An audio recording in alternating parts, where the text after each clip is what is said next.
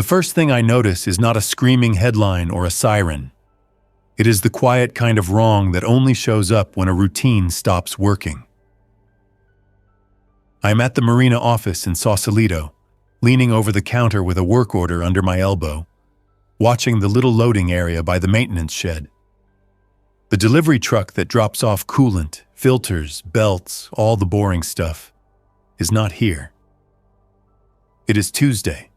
The guy usually shows up early, grumbles about parking, tosses the boxes, signs, leaves. Today there is nothing. The office phone keeps cutting in and out, and the cell signal on my screen keeps flipping between full bars and 1 bar, then full again, without me moving. I step outside and walk the dock line, because walking gives me something to do that feels useful. The wind is light. The bay smells normal, salt and fuel and damp wood. A couple of gulls circle over the dumpster by the bait shop. Boats knock softly against fenders. It all looks fine, which makes it worse. If something big is coming, the world does not warn you with a neat sign. It keeps pretending everything is normal, right up until it cannot. I work here because I know how to keep floating things from becoming sinking things. That is the job. Pumps, hoses, electrical panels, clogged heads, corroded terminals, busted impellers, ruined alternators. I have a little tool bag that lives in my truck, and a bigger one that lives in the shop. I have hands that stay black no matter how much I scrub. I have a brain that runs on checklists. When something looks wrong, I do not stare at it hoping it fixes itself. I start asking what failed first. Around mid-morning, one of the slip holders walks up fast, phone out, and asks me if the marina Wi-Fi is down again. He is not angry in the usual way. His voice is tight, and he keeps scanning past my shoulder at the parking lot. I tell him I do not run the Wi-Fi, and he gives a small nod that is too quick. His phone screen shows a spinning circle and a message that says it cannot connect. He tries to laugh, but the sound dies halfway out of his mouth, and he walks off toward his boat without finishing whatever joke he planned. At lunch, I sit on the edge of the maintenance dock with my sandwich in one hand and my radio earpiece in the other. I keep a small portable radio around because boat people talk, and sometimes you learn things early if you listen. Today, there is more chatter than usual. Half sentences. Someone in the South Bay says a ferry dock is closed. Someone else says a hospital is asking people to stay away unless it is critical. There is a lot of "I heard" and "my cousin works at," and "it is probably nothing," said in voices that do not sound convinced. I go back to work, fix 2 bilge pumps, tighten a loose battery post, and replace a corroded ground wire. Normal jobs. My hands move without me thinking. My eyes keep drifting toward the main road that runs along the waterfront. Traffic is heavier than it should be for a weekday. People are loading cars with duffel bags and coolers. A few head toward the ferry terminal with backpacks and fast steps. By late afternoon, the marina manager pulls me aside and asks if I can stay later. He says it in the polite tone, but his face is not polite. He wants me close because he wants someone who can fix things if the power goes out or the gate motor fails. I tell him I can stay a little. I do not tell him I already have a different plan forming in my head. That plan has been sitting in the back corner of the yard for months, ignored because nobody wants to spend money on it. A work barge, flat deck, ugly, scarred, faded paint. It used to haul materials and tools for dock work. Now it is just taking up space. The marina owner keeps saying he will sell it, then forgets. The barge is not pretty, but it floats, and it has volume. It is the kind of thing you can turn into something else if you stop caring about how it looks and start caring about how it functions. I walk out there after my shift, pretending I am just checking inventory. I climb up onto the deck.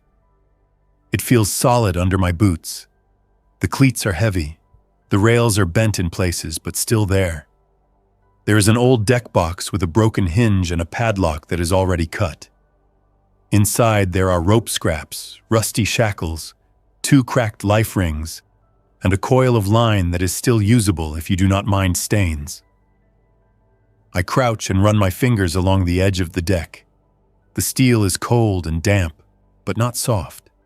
It has surface rust, not rot.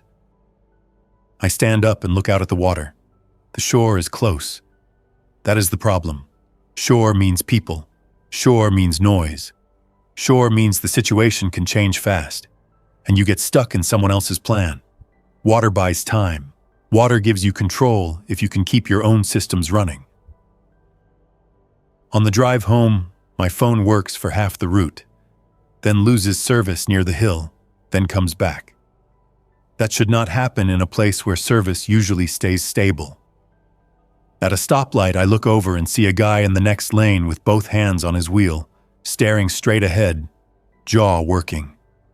His back seat is loaded with grocery bags. A kid in the passenger seat is wiping the inside of the window with his sleeve. The light turns green, and the guy lurches forward too late, almost hits the car ahead, then brakes hard. Nobody honks. People just creep around him.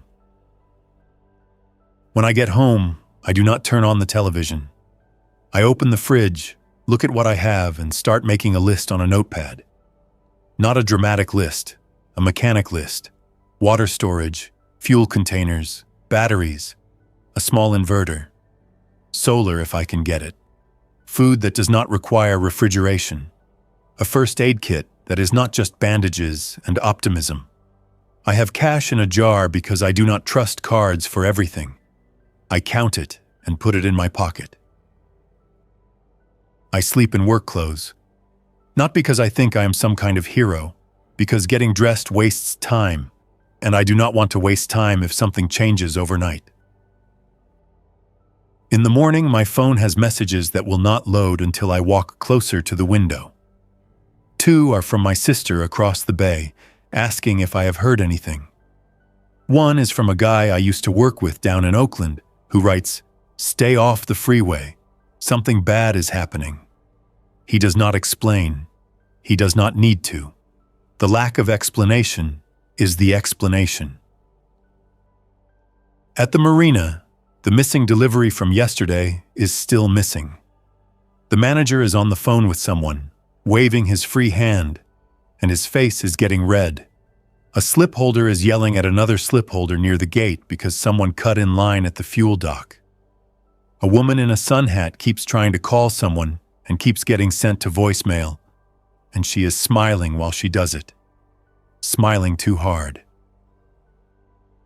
Around 10 in the morning, a sheriff's vehicle rolls through and stops near the marina entrance. 2 deputies get out and talk to the manager. I cannot hear the words, but I see the way the manager's shoulders drop. 1 deputy points toward the ferry terminal. The other keeps glancing out toward the water as if he expects something to crawl out of it. When they leave, the manager walks back toward the office with a stiff gait and does not make eye contact with anyone. I take my break and go straight to the yard. I do not ask permission. I open the barge deck box again and start sorting. I coil the usable line. I pull out the best shackles and leave the worst ones. I find 2 old mooring buoys behind the shed and drag them closer. My hands keep moving. My brain keeps checking off items. I go into the shop and borrow 2 water jugs, a spool of heavy netting we use for debris control, and a set of stainless hose clamps.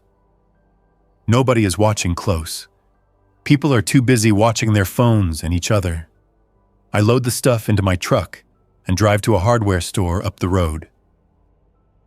The hardware store parking lot is packed. People push flat carts hard enough that the wheels squeal. Shelves that usually hold bottled water and propane canisters look stripped. There is a line at the checkout that snakes down an aisle of paint. I walk in anyway, head down, list in my pocket. I buy only what I can carry without drawing attention.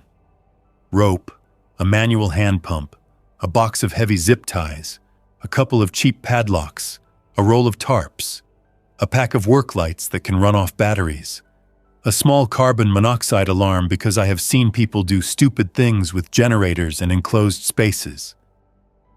On the way back, I stop at a marine salvage place.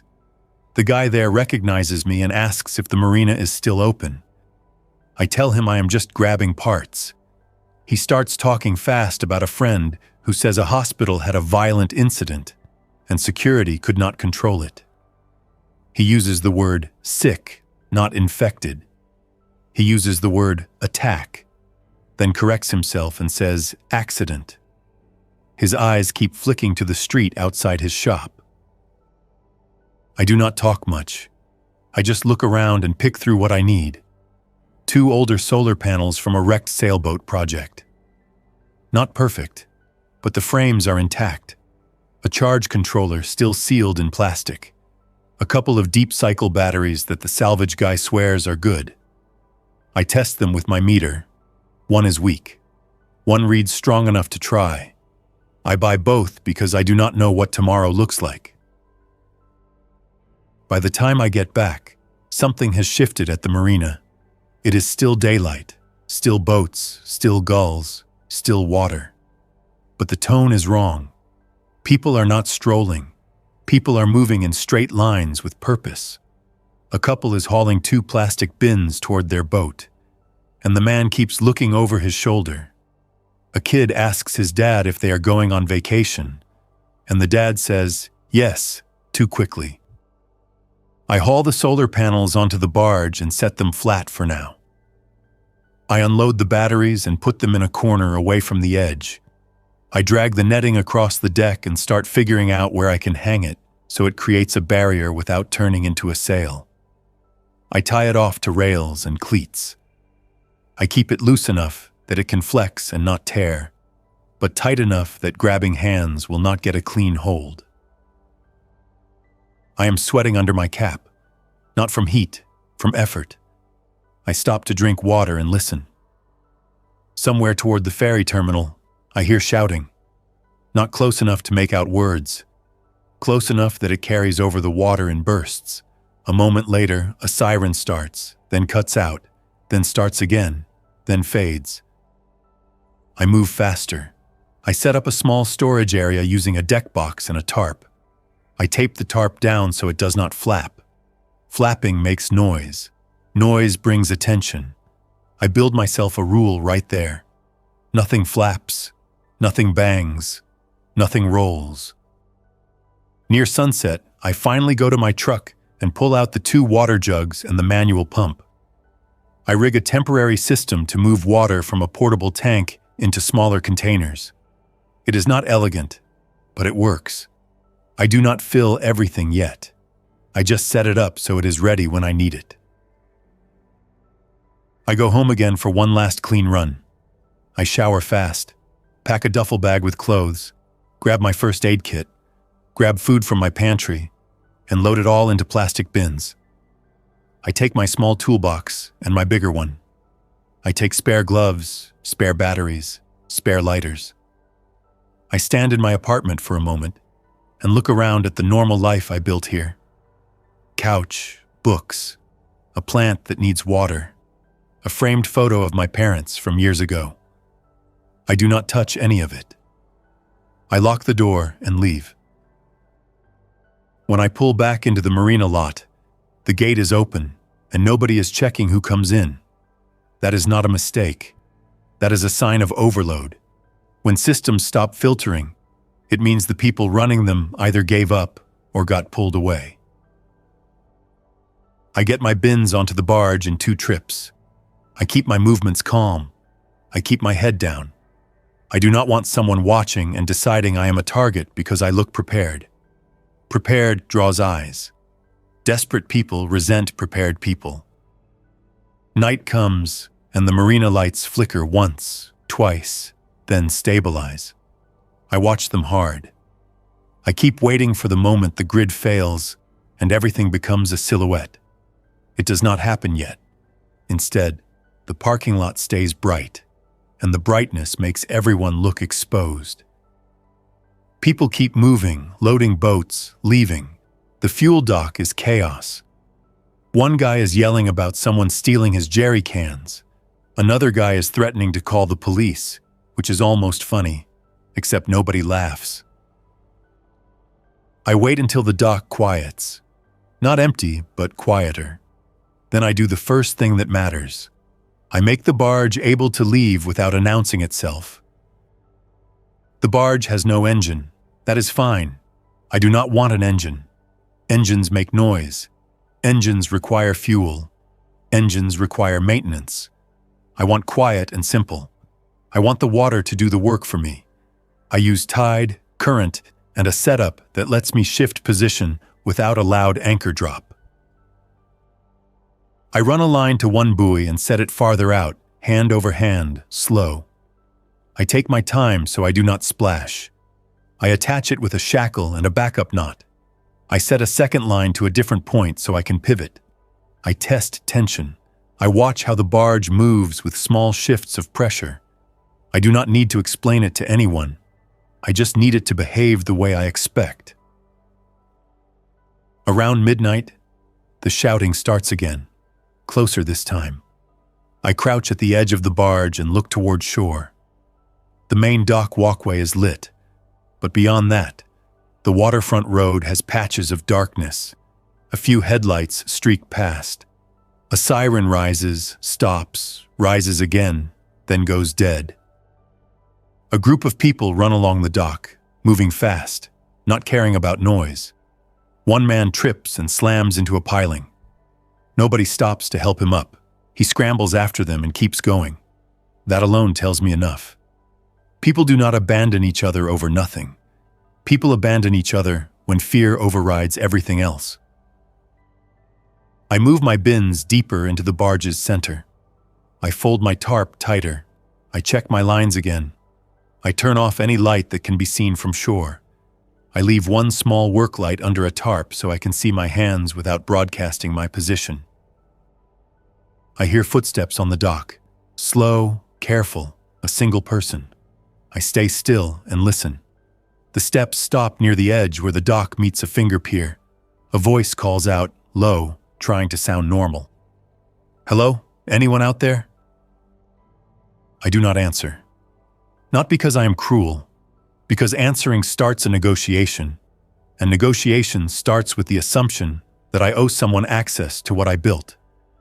I do not. Not tonight. Not without rules, and not with someone I cannot see. The voice calls again, a little louder. I just need to talk. I saw you working earlier. I stay silent. The footsteps shift, a scrape. The person is trying to find a better angle to see. I slide my hand to the line and pull just enough to shift the barge a few feet farther away from the dock. No splash, no clang, just slow movement. The person mutters something. Then the footsteps retreat. I sit with my back against a deck box, eyes scanning, listening. I do not tell myself stories. I do not pretend I am safe. I keep checking the same three things: shore noise, water movement, dock activity. That is my world now.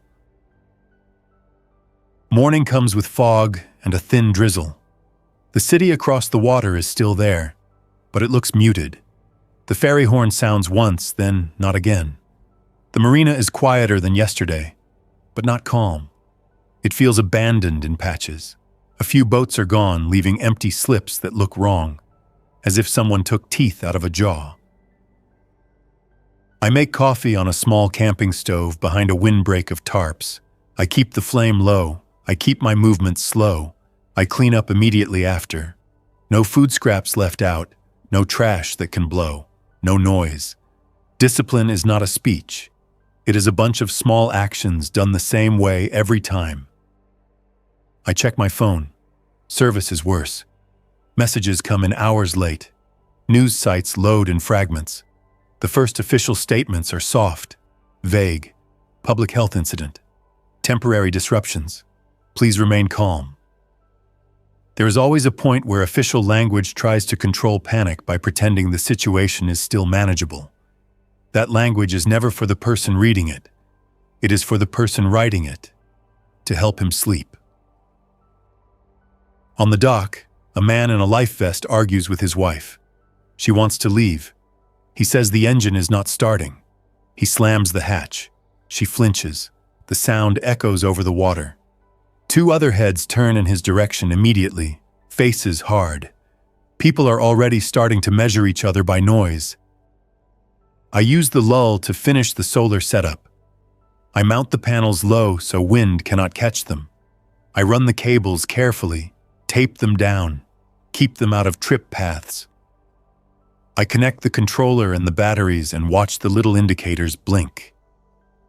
It is not a miracle system. It is a thin thread of power that buys me light, radio, and the ability to charge small devices. In a world where power becomes a rumor, a thin thread matters. Near noon, I see the first person who looks truly lost. A young guy, maybe early 20s, walking the dock with a phone in his hand and a backpack slung over one shoulder.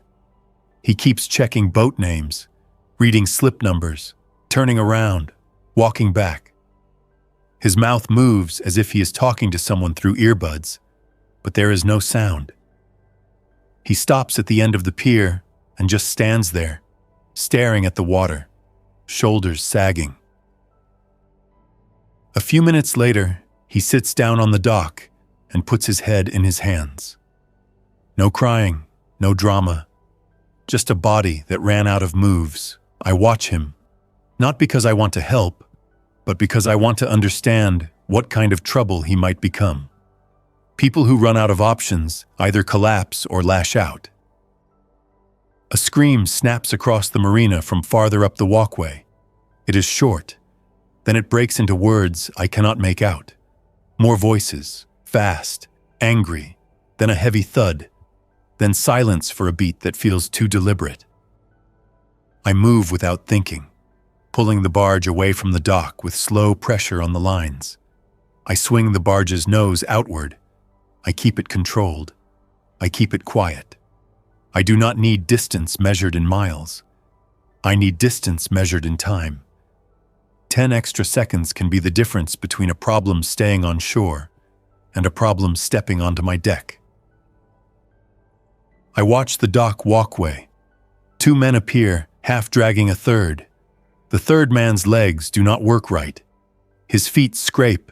His head jerks in quick, odd motions. One of the men dragging him yells for someone to open the gate. The dragging men are scared of the guy between them, and that tells me more than any news report ever will. The third man snaps his head and bites at the air near one of their arms.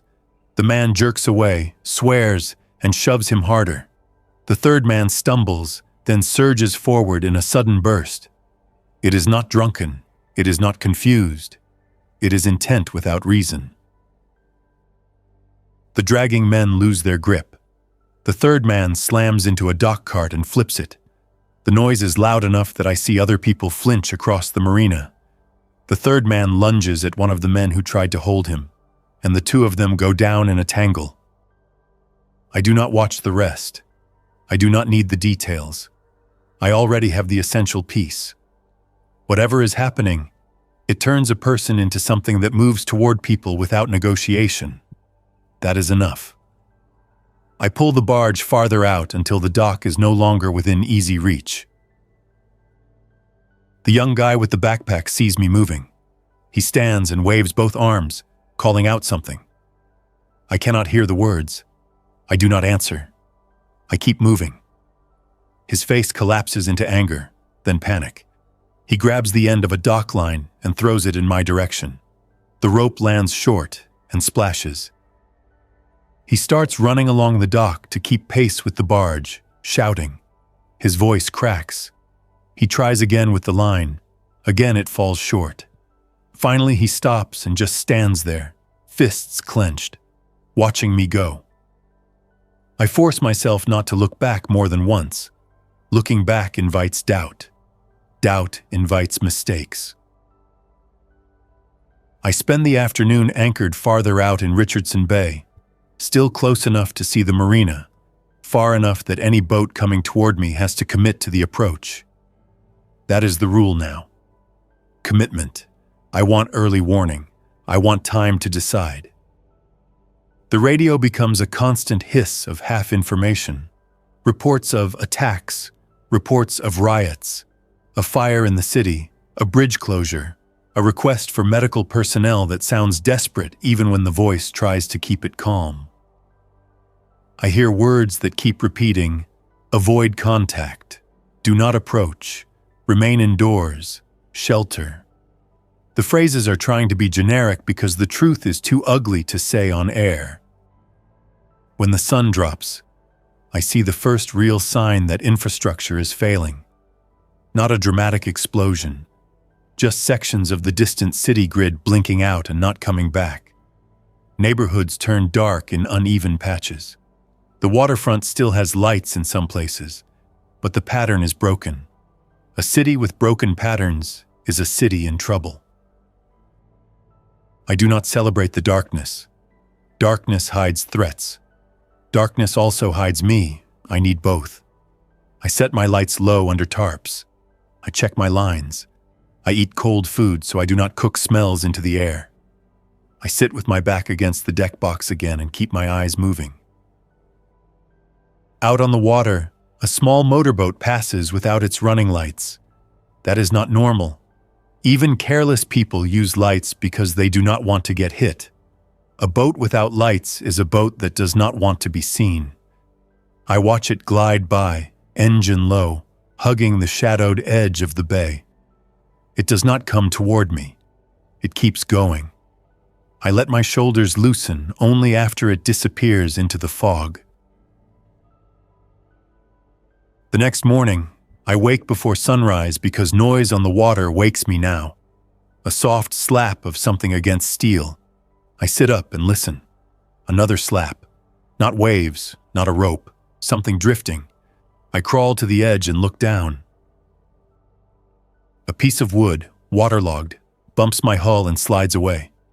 Debris. More debris follows. Small bits, a plastic bucket, a torn cushion. That means somewhere nearby, something broke loose. A dock, a boat, a floating mess. Debris is danger because it makes noise and it can snag lines.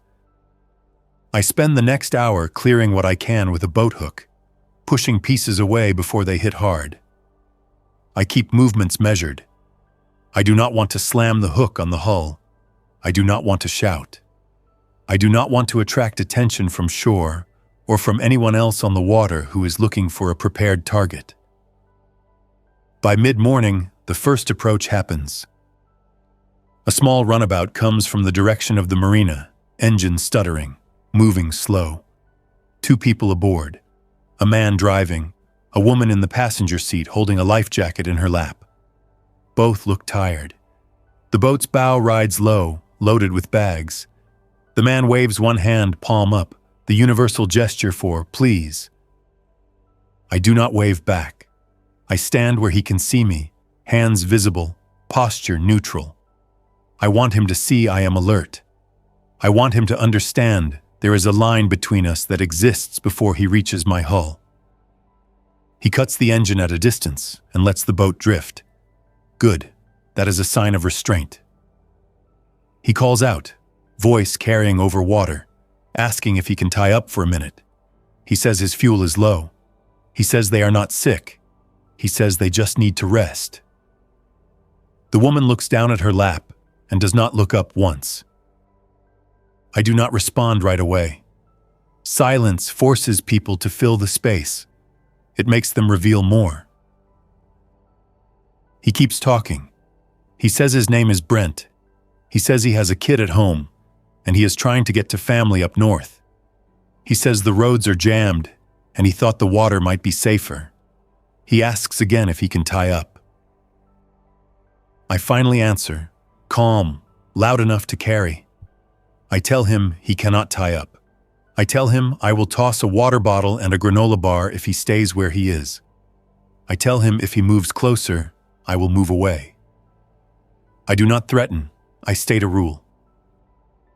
The woman finally looks up, eyes flat, and says, "Please."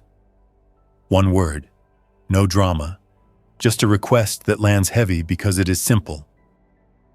I toss the water bottle first, then the food, aiming so it lands in the water near their boat. The man reaches with a net, scoops it, nods once. He does not argue. That tells me he still has some control over himself. He asks if I know what is happening. I tell him I do not know details. I tell him I have heard enough to stay away from crowds and stay away from shore. He asks if the sick can swim. I tell him I have not seen one swim. I tell him water slows everything down, but water does not solve people. He sits there for a moment, engine off, drifting. The woman whispers something to him that I cannot hear. He starts the engine again and turns away. Before he leaves, he raises his hand in a small salute. It is not friendly. It is recognition. He understood the rule and he chose to live with it. That afternoon I move farther. Not far in distance, but far in access. I reposition near Angel Island where the currents and the protected coves give me options. I keep my barge angled so a boat cannot approach from behind without me seeing it. I keep the netting set. I keep my deck clear of anything that can be grabbed.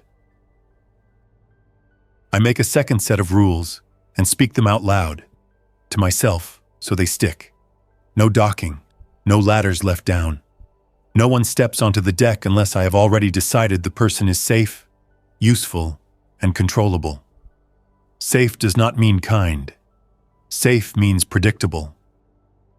The radio keeps talking about evacuation centers, then it stops mentioning them. The tone shifts. Instead of "go here," it becomes "do not go anywhere." Then the broadcasts become shorter. Then there are long stretches of static with occasional voices cutting in, stepping over each other, confused and strained. The official voice disappears, replaced by fragments of local calls and half-formed warnings. Near sunset, I hear gunshots from somewhere on shore. Not a lot, not a war. A handful of sharp cracks that echo across water, then silence. A minute later, a siren starts, then dies. The city is still there, but it is starting to behave as if nobody is coordinating anything. That night, the second approach comes, and it is not polite. A boat glides out of the fog with no lights again, closer than I like. I hear it before I see it, the low gurgle of a small outboard idling just above silence. I flatten myself behind a deck box and watch. The boat edges closer, then cuts its engine and drifts. 3 figures, all men, all wearing dark hoodies. One holds something long and narrow that could be a boat hook or something worse. Another keeps his head low, scanning my deck. The third whispers, but the fog swallows the words. I stay still until their boat drifts within my chosen line. Then I turn on a single shielded light under a tarp, just enough to show my position without lighting the whole deck. I stand up where they can see me. I do not yell. I do not threaten. I just become visible. The man in the middle raises his hand and calls out, "You got power over there." I do not answer his statement. I answer the intent. I tell him to turn around. I tell him there is no docking. I tell him he can drift back the way he came. He laughs once. It is not humor. It is a test. He says he just wants to talk. He asks what I have on board. He asks if I am alone. He says he can keep me safe if I let him tie up. I do not argue. Arguing implies there is a shared framework. There is not. I pull on my line, slow and steady, and the barge begins to move away, just a little, quiet. Their boat drifts after me. They follow. I stop pulling and let the barge settle. I pick up a metal wrench from the deck and hold it loose at my side. Not raised, not hidden. A signal. I am not helpless. I am not eager to fight. I am awake. The man in the middle shifts his weight and signals to the one with the long object. That one leans forward, using his tool to push their boat closer, trying to close the gap without starting the engine. Quiet. Clever. That is what scares me most. Loud idiots are predictable. Quiet ones plan. I reach down and yank a line that releases a bundle I set earlier. It drops over the side and splashes. The splash is not huge, but it is enough. In the same motion, I haul another line, and the barge pivots on its anchor point, swinging away from their approach angle. Their boat bumps my hull, light contact, and I hear the man with the long tool curse under his breath. He tries to hook the rail. The netting catches the tool and flexes, keeping his grip from becoming solid. He pulls, the net bows, then snaps back, and his tool slides off. I do not give him a second chance. I take a small air horn from under the tarp and blast it once, not toward shore, toward open water. The sound is brutal in the fog. It cuts. It announces, "This is now loud," and loud draws attention. The men freeze. The middleman jerks his head toward shore, listening. He does not want attention. That tells me everything about his plan. He wants a quiet takeover, not a fight that pulls in witnesses, infected, or other desperate boats. I blast the horn a second time and then stop. 2 blasts is enough. I do not want to keep sounding it. I want the threat of noise, not a constant beacon. The men start their engine and back away fast, still without lights, cutting through the fog. The wake slaps my hull. The water settles. My hands keep moving, tightening lines, resetting the net, checking for tires. I do not stand there feeling brave. I stand there doing repairs because repairs keep me alive. After that, I stop sleeping in long blocks. I sleep in short chunks, 20 minutes. Then I wake and listen. I keep shoes on. I keep my knife and my wrench within reach. I keep my radio volume low. I keep the deck clear so I can move without tripping. The next day, I make another choice that hurts, but it is necessary. I go back toward shore for a supply run while I still can.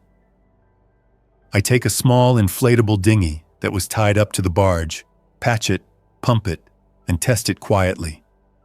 I bring only a backpack and a small bag. I do not bring everything because I am not moving house. I am raiding time. Quick in, quick out.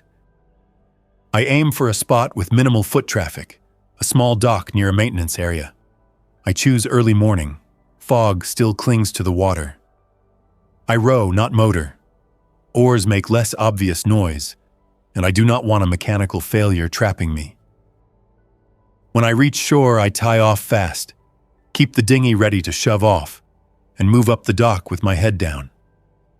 The marina office windows are dark. The gate is still open, but there is nobody posted.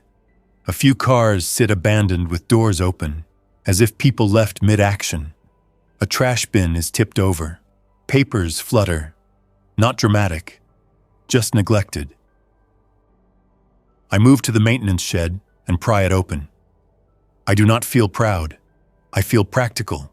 The shed has fuel stabilizer, spare oil, hose clamps, electrical tape, epoxy, spare fasteners, sealant. Stuff I can use. I load what I can carry and keep moving. A sound snaps from the parking lot. A cough that turns into something harsher, then a wet gag. I freeze behind the shed corner and listen. Footsteps shuffle, uneven. A person mutters. I cannot make out words. The tone is wrong. Not conversation, not anger. Something empty. I peek around the corner and see a man in a polo shirt stumbling between cars. His shirt is half tucked, half hanging. One shoe is missing. His head jerks in quick, sharp movements, eyes unfocused. He stops near an open trunk and leans in, not searching, just pressing his face into the space as if he expects something to be there. I do not call out. I do not try to help. I back away slowly, keeping my body angled so I can pivot and run. The man lifts his head. slow at first, then faster, and his gaze snaps in my direction. His mouth opens. A raw sound comes out, not a word. He starts moving toward me, picking up speed in a way that does not match his earlier stumbling. I run. Not heroic, not graceful, just fast enough. I cut around the shed, down the dock, and shove the dinghy off with both hands. I jump in, grab the oars, and pull hard. The dinghy scrapes once, then clears. I do not look back until I am 10 yards out. The man is at the dock edge, arms reaching out, fingers flexing. He cannot close the gap. He steps forward and his foot hits the lip wrong. He stumbles and drops to his knees, then scrambles again, still reaching. The water is a border. It does not care about his intent. I row until my shoulders burn and the barge is under me again. I haul myself up, drag the dinghy, secure it, then sit for a moment on the deck with my back against the battery box. I do not say I am scared. I just keep my hands busy, checking knots, checking gear, because stopping feels dangerous. Over the next several days, the pattern becomes clear. Infected people do not cross water on purpose. Some drift. Some float face down and bump against pilings. Sometimes a body hits my hull, and I have to push it away with a hook without looking too hard at the details. I do not let myself stare. Staring turns problems into nightmares. Problems need solutions, not attention. People, on the other hand, can cross water easily. Boats multiply. Some are families with coolers and pets. Some are men with expensive sunglasses and hard faces. Some are teenagers in stolen kayaks. Everybody is trying to turn the bay into an escape route. Everybody thinks water will solve everything. Most of them do not understand the second half. Water also isolates you, and isolation punishes mistakes. I keep moving. I do not stay anchored in one place long enough for anyone to build a plan around my routine. One night I am tucked near Angel Island. The next I shift toward a shadowed stretch closer to the Marin side. Another night I drift farther out, letting current reposition me so shore watchers lose track. I do not announce myself. I keep lights low. I keep the barge quiet. The solar setup gives me enough to run a small light, keep a radio, and charge my phone even though the phone becomes mostly useless. Cell service collapses into nothing. Sometimes a message slips through, hours late, meaningless by the time it arrives. The internet becomes a ghost. Radio becomes everything. One evening, I hear a broadcast that sounds official, strained, and clipped. The voice says, "Containment has failed in multiple counties." The voice says to remain sheltered and avoid travel. The voice says emergency services are overwhelmed. Then the signal cuts out mid-sentence and does not come back. After that, the airwaves fill with people calling for help that nobody answers. A woman begs for a boat because her husband is trapped on a roof. A man says he has a child with a fever and no medicine. Someone screams into the mic and then drops it, and you can hear distant banging and chaos before static eats the sound. On the sixth night, a boat approaches with its lights on, bright and honest, and that honesty almost gets the people killed. I see the boat from far out, a small cabin cruiser pushing through fog, deck lights glowing. Behind it, closer to shore, I see movement on the waterfront, scattered figures on a pier turning their heads toward the light. The figures move wrong, quick surges, unfocused turns. The cruiser keeps going anyway, and a minute later I hear splashing and shouting from that direction. The cruiser turns sharply, engine revving, trying to escape the shoreline chaos it just attracted. It heads straight toward me, lights still on, broadcasting its panic. I stand up and wave both arms low, signaling down. The boat does not slow. When it gets closer, I see why. A woman at the helm, face streaked with grime. A man beside her holding a small child wrapped in a blanket. Another child crouched near the cabin door. The woman is not navigating toward safety. She is navigating toward any object in the dark that looks stable. I shout, telling her to cut the lights and stop the engine at a distance.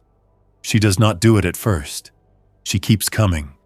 I grab my air horn and blast it once, not as a threat, as a command that cuts through her tunnel vision.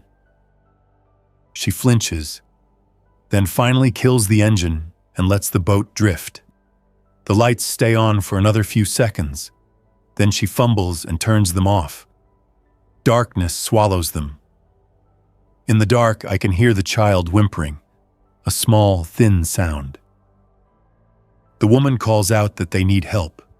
Her voice is shaking, but she is trying to keep it under control because her kids are watching. She says her name is Marisol. She says her husband got hurt.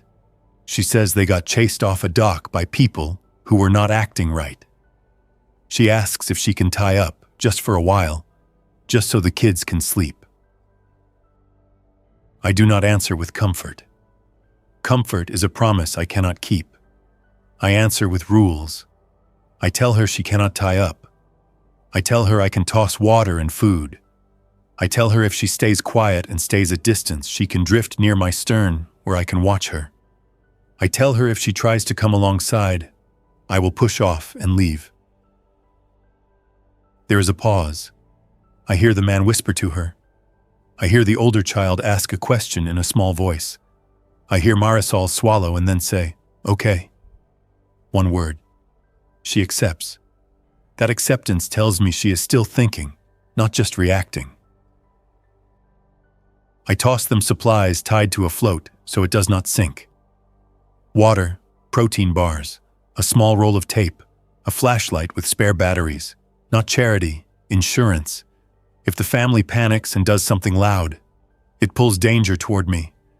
Helping them stay stable helps me. They drift near my stern all night, engine off, lights off. I hear the children settle. I hear quiet movement. I do not sleep. I sit with my eyes on the shadow of their boat, tracking it with the faint light of the sky. In the morning, Marisol calls out quietly and asks if I know where to go. That question is loaded. It is not about a location on a map. It is about whether there is any structure left anywhere. I tell her I do not know.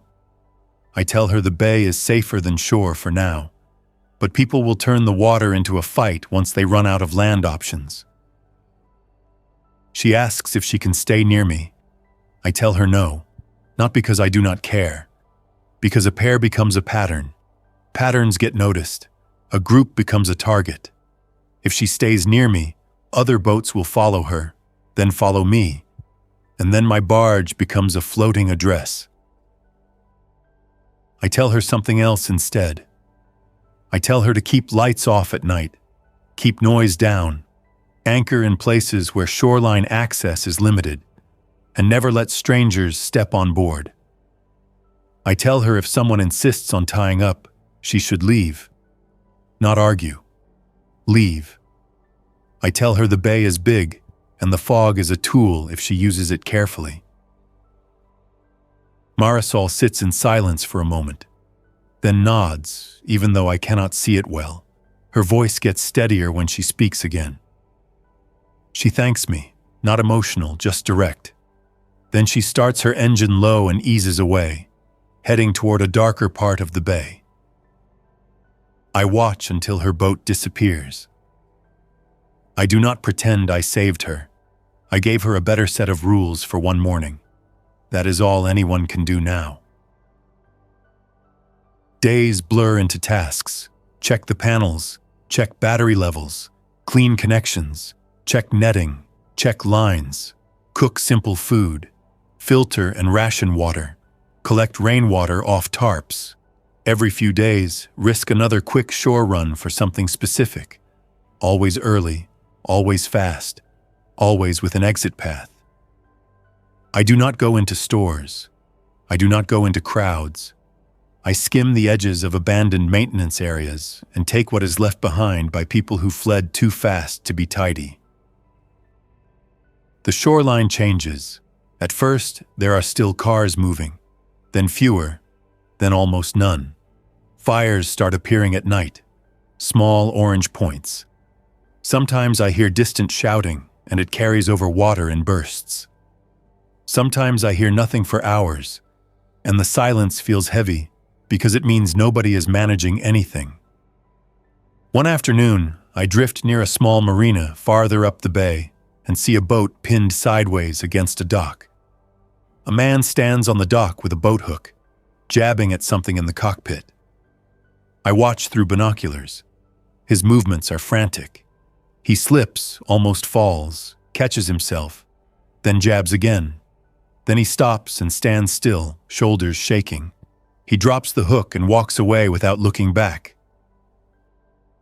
I do not go closer to investigate. I do not need souvenirs from other people's disasters. I drift away, keeping distance, keeping control. The raiders come back on the 10th night. This time there are 2 boats, both dark, both quiet. They approach from different angles, trying to box me in. I see them early because I have been expecting this. Expectation makes you notice small changes. A dark shape where there should be only fog. A faint engine note, a wake line. I do not wait for them to get close. I do not negotiate. I start moving immediately, pulling on lines, shifting the barge into motion, making it slide away from the trap angle before it closes. The boats speed up, engines rising. They commit now because I forced them to reveal themselves. I kill my own light completely. Darkness makes distance hard to judge. I know my deck by touch. I know where every line is. That knowledge is an advantage. One boat tries to swing around my stern. The other comes in from my port side. I pivot again, keeping my hull angled so neither gets a clean approach to a rail. The netting flexes in the wind. I grip the air horn and wait until the exact moment. When the first boat gets too close, I blast the horn 3 times, spaced out, each one a hammer in the fog. Then I stop. Silence after loud noise does something to people. It makes them listen for consequences. The consequence comes fast. From shore, far off, a raw, uneven sound rises. A scattered chorus. Not human voices speaking words. Just noise. Movement responding to movement. The raiders hear it too. The nearer boat hesitates, engine wavering. One man on the raider boat shouts something. His voice carries. He just made the situation worse for himself, and he knows it because he clamps his mouth shut after. The second boat backs off a little, trying to decide whether the prize is worth the attention. I do not give them time to regain confidence. I shove a bundled tarp off the side, preloaded with empty cans tied together. It splashes and rattles. The noise is sharp. It is ugly. It is irresistible to anything on shore that moves towards sound. It is also a message to the raiders. If you force this, I will make the entire bay loud. The raiders peel away. Engines rise, boats turning hard, wake slapping. They disappear into fog, chasing their own escape. I do not feel relieved. I feel tired, focused, and angry in a quiet way. Angry that people with working brains still choose to hunt other survivors instead of adapting. Angry that I had to make noise at all. Angry that the rules keep tightening. After that night, I change my routine again. I stop anchoring near any shore that gives easy access to docks. I stop drifting near popular routes. I spend more time in open water, farther from places where a boat can hide behind structures and approach unseen. I also change what I consider my safe zone. It is not the barge itself. It is my ability to leave. Anything that makes leaving harder is a liability. Extra gear, extra weight, extra clutter, extra people. That is the brutal truth. A floating refuge becomes a floating trap the moment it cannot move quietly. I think about Marisol sometimes, about the way she accepted the rules. I wonder if she stayed quiet enough. I wonder if someone saw her lights one night and followed. I do not let myself spiral into stories. Stories waste energy. I keep doing tasks. One morning I see smoke rising from the direction of the city, thicker than the earlier small fires. The sky is gray and the smoke makes it browner. The wind shifts and carries a burnt smell over the bay. I keep my face turned away from it. I cannot fix that. I can only avoid becoming part of it.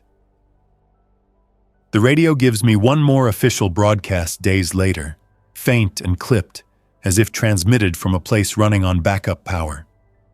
The voice tells listeners to conserve supplies, avoid contact, and remain in secure locations. It gives no rescue promise. It gives no timeline. It ends with a phrase that sounds practiced. Then the signal cuts and does not return. After the official voice disappears, the only voices left are survivors and predators. The difference between the two is not always obvious at first. On the 15th day, I make the hardest choice so far. A sailboat drifts near me at midday, sails half up, flapping softly, making little snaps. The noise is minor, but it is constant. The boat is moving wrong, uncontrolled. I watch it through binoculars and see a woman slumped in the cockpit. She is alive. She moves. She lifts her head and looks toward me. She waves weakly. Her mouth opens. I cannot hear her words. The sailboat keeps drifting, coming closer. The flapping sail keeps snapping.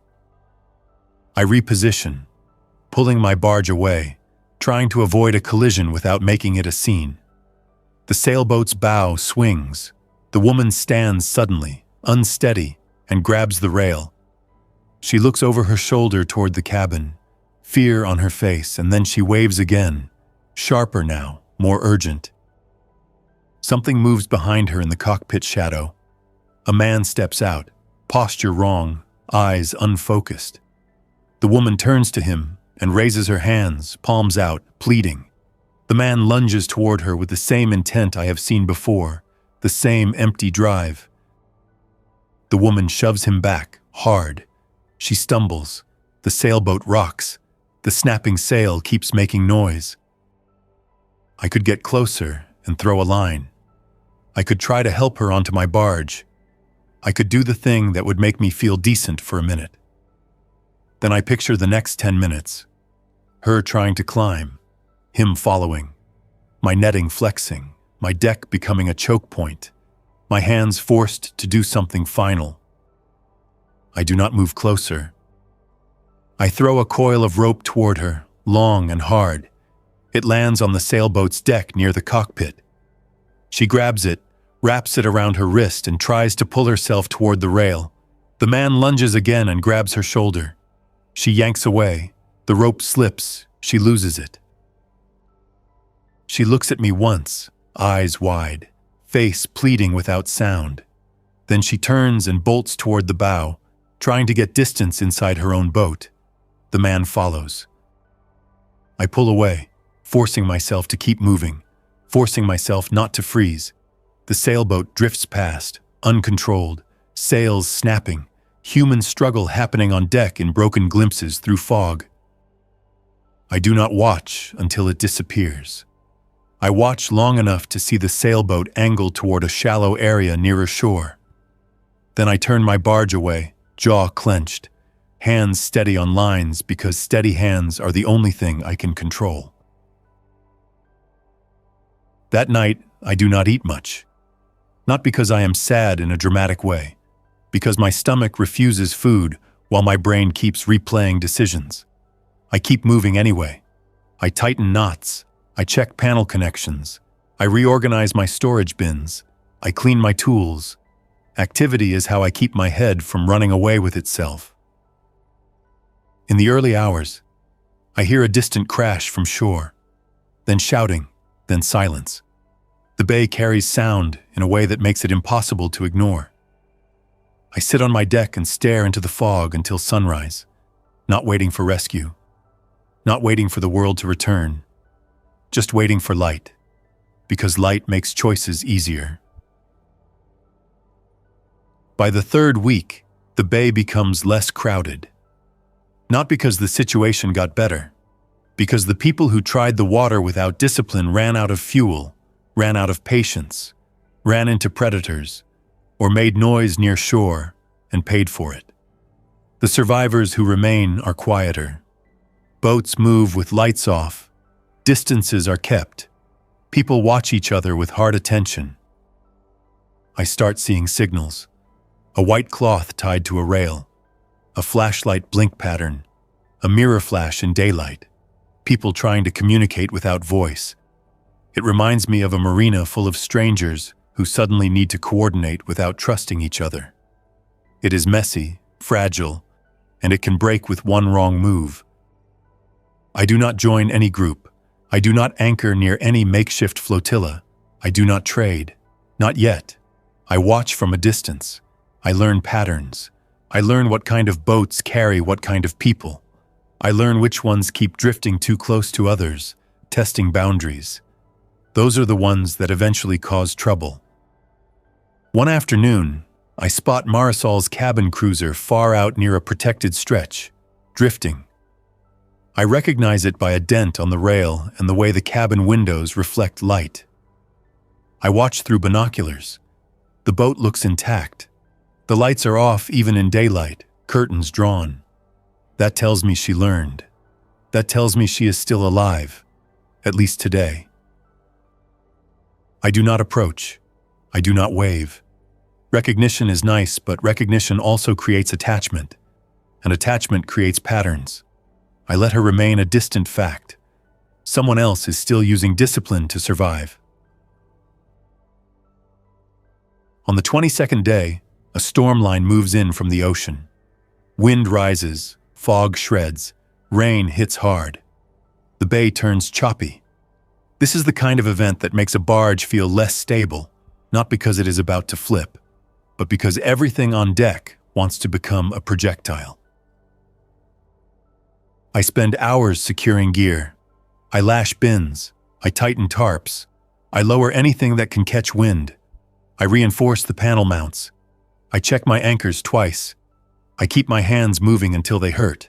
When the wind hits full, I ride it out with my body braced against steel and my eyes on the lines. In the storm, a lot of people make desperate moves.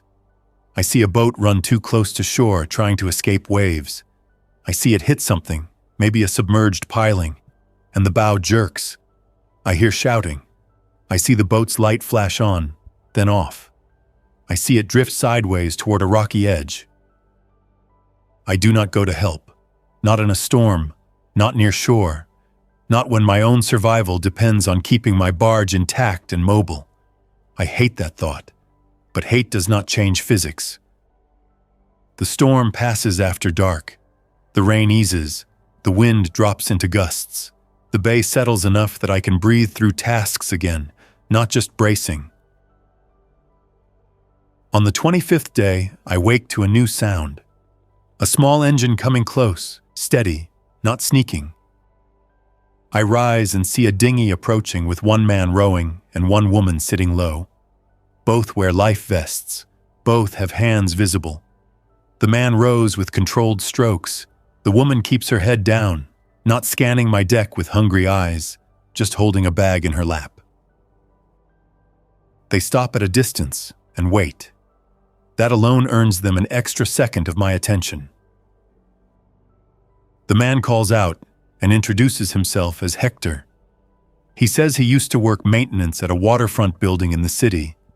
He says he has a small stash of antibiotics, and he is looking for someone who has tools and can fix a battery bank. He does not ask to board. He asks to talk. I keep my distance. I ask what he wants in return. He says he wants a controlled place to rest for a few hours and refill water. He says he has a wife and she is exhausted. He says they can leave after. He says he understands if I refuse. I do not trust him because he speaks well. I trust him a little because he offers something concrete, and because he frames refusal as normal. People who think refusal is normal are less likely to force their way in.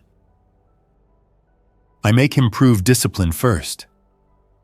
I tell him to drop the bag into the water and push it to me with the oar. He does it without complaint. The bag floats. I hook it in with my boat hook and pull it up. Inside are sealed bottles and blister packs. Real medicine, not loose pills in a sandwich bag. That matters. I still do not let them board. I toss them water and tell them they can drift near my stern for 2 hours. Engine off. Voices low. No lights. I tell Hector if he tries to close the distance, I leave. He nods once, jaw tight, and accepts. For 2 hours I watch them, and I do small repairs with my tools, letting Hector see I am not desperate, letting him see my deck is organized and controlled. The woman finally looks up and says thank you, quiet. Her eyes look bruised with exhaustion, not fear theater. That kind of exhaustion can be dangerous too, because tired people make mistakes. When the 2 hours are up, Hector starts rowing away without me prompting him. That tells me he respects boundaries. Before he leaves, he calls out one more thing. He says there is a group upriver forming a floating camp, and raiders have been hitting boats at night near certain channels. He says my horn trick will work only so many times before people adapt. He tells me to keep moving. I do not thank him. I just nod. Thanking creates a bond. A bond creates expectations. I do not want expectations. That is where I end up, weeks in, with a floating safe zone that is not safe because it is strong, but because it stays hard to predict. My barge is not a fortress. It is a moving decision. Every day I wake up and decide how visible I will be, how much risk I will take, what rules will hold. Some nights, the city skyline is a jagged, dark shape with only a few scattered lights left. Some nights, fires glow low in places where whole neighborhoods used to sparkle. The bridges stand there quiet, useless for escape now. The water keeps moving, indifferent, carrying debris and sometimes bodies and sometimes boats full of people who still think there is a clean exit somewhere ahead. I keep my deck clean. I keep my netting intact. I keep my anchor lines ready to shift without noise. I keep my lights hidden. I keep my radio low. When a boat approaches, I decide fast, based on behavior, not on stories. If someone begs, it does not move my hands. If someone follows a rule, it buys him a chance. My biggest weapon still is not a rifle. It is control. Control of distance, control of noise, control of when I disappear into fog and when I let the sun find me. Control of the simple truth that nobody gets to turn my deck into a public dock. Tonight I drift farther out than usual, letting the current do slow work. Shore sounds fade. The air smells clean for a moment, just water and salt. I sit under a tarp with my back against the battery box, hands resting on coiled line, listening to the quiet and to the faint, distant noise of a world breaking in pieces.